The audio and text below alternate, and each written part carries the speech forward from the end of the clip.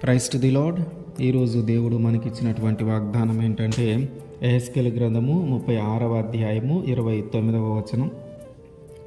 మీకు కరువు రానియక ధాన్యమునకు ఆజ్ఞ ఇచ్చి అభివృద్ధి పరుతును. ఆమేన్.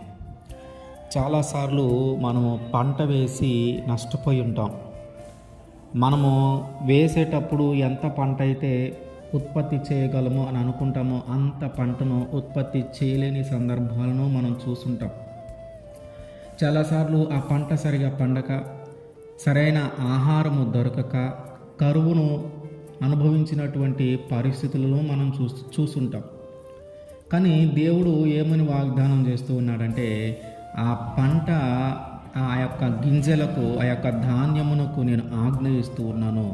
ఎప్పుడు మీకు కరువు రాదు.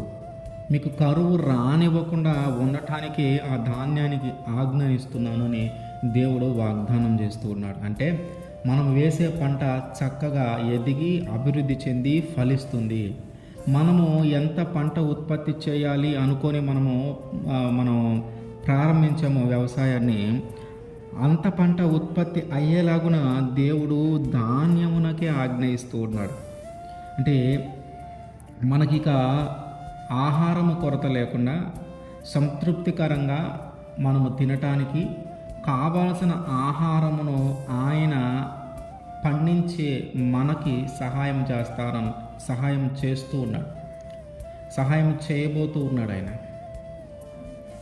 నాటువాడిలోనూ నీరు పోయేవాడిలోనూ ఏమీ లేదు, కానీ దాన్ని వృద్ధి కలుగజేసేది మాత్రము దేవుడే. నాటువాళ్ళు ఏం లేదు, నీరు పోసేవాళ్ళు ఏం లేదు. అది వృద్ధి చెందాలంటే దేవుడే. దాన్ని వృద్ధి కలుగజేసేది దేవుడే. దాన్ని ఫలింపజేసేది దేవుడే. మరి ఆ మొక్క ఎదిగి ఫలించాలంటే ఖచ్చితంగా నీళ్లు అవసరం. ఆ పంట ఉత్పత్తి చేయాలంటే, ఆ పంటను పండించాలంటే నీళ్లు ఖచ్చితంగా అవసరం. మరి నీళ్లు కావాలంటే ప్రతిసారి దానికి కావలసిన నీటినన్నిటినీ మనము ఆ కాలువల ద్వారానో అందించలేము. నీటిని ఆ బోరు బావుల ద్వారా కూడా కొన్నిసార్లు అందించలేము. మరి ఖచ్చితంగా వర్షము కావాలి. వర్షము పడితేనే పంటలు సమృద్ధిగా పండుతాయి. మరి దానికి కావలసినటువంటి, మన పంటలు పండటానికి కావలసినటువంటి తొలకరి వర్షమును, కడవరి వర్షమును దాని కాలమున దేవుడు కురిపిస్తాడు. తొలకరి వర్షము, కడవరి వర్షము దాని కాలమున. ఆ కాలము అటు ఇటు అయినా కూడా పంట మన చేతికి రాదు. తొలకరి వర్షము పడవలసిన సమయంలో పడకపోయినా, కడవరి వర్షము దాని సమయంలో అది పడవకపోయినా మనము పండించే పంట చక్కగా పండదు. మనం వేసినటువంటి పంట చక్కగా అభివృద్ధి చెందదు. సరిగా ఉత్పత్తి చేయలేం, సరిగా పండించలేం. కనుక దానికి కావలసినటువంటి వర్షాన్ని కూడా దాని సమయమున, ఆ పంటకు ఏ సమయంలో అవసరం అవుతుందో దాని సమయమున ఆ వర్షమును కూడా దేవుడు కురిపిస్తానంటున్నాడు. అందుకని ఆయన అంటున్నాడు, ఇశ్రాయేలు పర్వతమా, నీకు కొంతకాలానికి నా ప్రజలు ఇక్కడికి వస్తారు. నువ్వు వారి కొరకు ఫలించు. నువ్వు వారి కొరకు ఫలించు. వారు తిని సంతృప్తి కలిగేలాగున ఫలించు అని ఇశ్రాయేలు పర్వతముకి, అక్కడున్న చెట్లన్నిటికీ దేవుడు ఆజ్ఞ ఇస్తూ ఉన్నాడు. ఇంకా ఇశ్రాయేలు ప్రజలు అక్కడికి రాకముందు ఆజ్ఞిస్తూ కొంతకాలానికి వాళ్ళు వస్తారు. వాళ్ళు వచ్చే సమయానికి నువ్వు చక్కగా ఫలించి ఉండాలా, వాళ్ళు తిని సంతృప్తి చెందుతారు అని.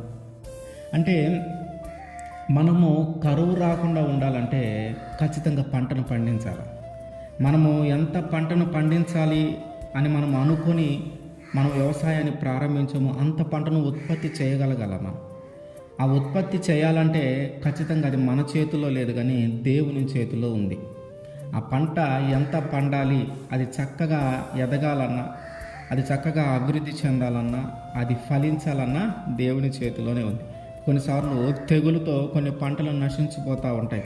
అందుకని ఆయన ఆ తెగులను కూడా రానివ్వకుండా ధాన్యానికి ఆజ్ఞనిచ్చాడు.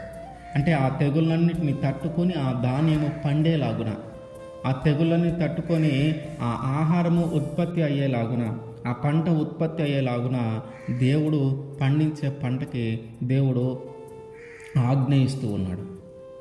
కనుక మనకి కరువు రానివ్వకుండా ఉండటానికి ఎల్లప్పుడూ ఆహారం అందుబాటులో ఉండటానికి, మనము తిని సంతృప్తి చెందటానికి కావలసినటువంటి ఆహారాన్ని ఆయన మనము పండించే మన ద్వారా ఆయన పంటను పండిస్తూ ఉన్నాడు.